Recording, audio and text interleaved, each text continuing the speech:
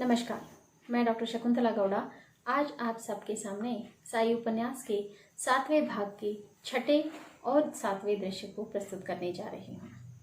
दृश्य 6। भीमा ने दिल से चंद्रा की सेवा की, उसे लाड प्यार भी किए, उसे सारी खुशियाँ भी दी।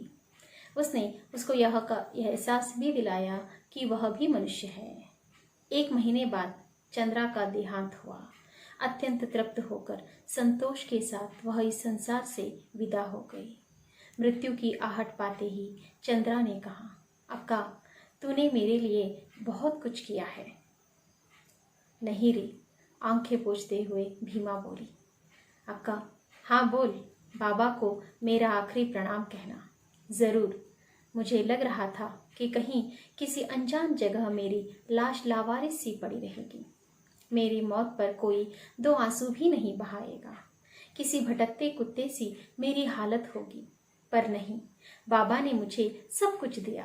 तुम्हारी जैसी माँ, बहन, सखी दी।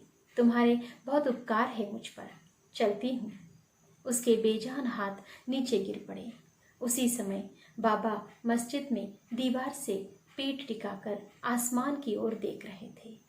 थोड़ी देर बाद उन्होंने आसमान की ओर हाथ फैलाए और उनकी आंखों से 2 आंसू टपक पड़े। चंद्रा की मृत्यु सार्थक हुई। दृश्य 7। जब बाबा मस्जिद में सोते थे तब उनके साथ तात्या कोटे पाटिल और मालसाप्ते भी सोया करते थे। इन दिनों इन तीनों का प्रेम, अभिमान और आत्मीयता से परिपूर्ण था और लोगों की प्रशंसा का विषय था। बाबा बहुत विनोदी थे, इस कारण उन तीनों में रात सोते समय मस्ती चला करती थी। रात का समय था, एक ओर जलती धुनी थी, लोगों की भीड़ भाड़ सारी कहानियां सुनाया करते थे। कभी विनोदी, कभी हल्की फुल्की, कभी जीवन पर प्रकाश डालने वाली अनोखी किंतु गंभीर कहानियां। वे तीनों विचित्र ढंग से सोया करते थे। किसी का सिर पूर्व की ओर, किसी का पश्चिम तो किसी का उत्तर दिशा में, और छत की ओर देखकर उनकी बातें शुरू हो जाया करती थी। बाबा को नींद नहीं आती थी, या फिर वे कब वे सोते थे या सोते भी है या नहीं, यह बात रहस्यपूर्ण ही थी। कारण मालसाप्ती, तत् और अन्य तात्या जब भी कभी जाग कर देखते तो साई कुछ जगा हुआ ही पाया करते थे। बाबा सोए नहीं अब तक? सोया ही था, पर तुम दोनों की आवाज से जाग गया। मालसाप्ती एक संयमशील गृहस्थ थे। बाबा के सोने तक वे खुद जागे रहने की पूरी कोशिश करते थे, पर तात्या नींद को रोक नहीं सकते थे। बातें करते करते वह खर्राटे लेने लगते थे। मालसाप्ती बाबा कहते, तात्या के शरीर से देखो, शेर जग गया है और चिंगाड़ने लगा है, खूब खाता है और फिर यहाँ आकर खर्राटे लेने लगता है। चलो उसे जगाते हैं। जी।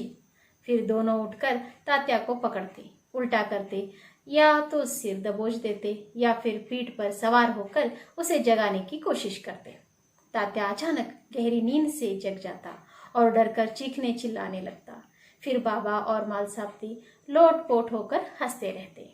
उनकी हंसी से वह सारा समा भर जाता। फिर पूरी तरह से जगे हुए तात्या गुस्से में आकर चिल्लाने लगता, बाबा को मारने दौड़ता, उनके पैर खींचने लगता।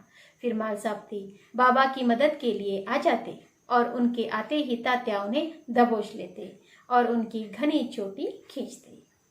अरे अरे, मर गया, मर गया, मेरी चोटी छोड़ो, बाबा बचाओ, वे चिल्लाते रहते। अब कैसे लगता है? हाँ बोलो। सोने नहीं देते ना, अब तेरी चोटी ही उखाड़ देता हूँ, तात्या बाल खींचते हुए धमकी देता।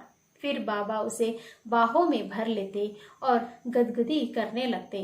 बाबा की यह हरकत काम कर जाती। तात्या को गुदगुदी सहन नहीं होती थी। वह शरीर टेढ़ा कर हंसने लगता और तभी उसके हाथ से चोटी फिसल जाती।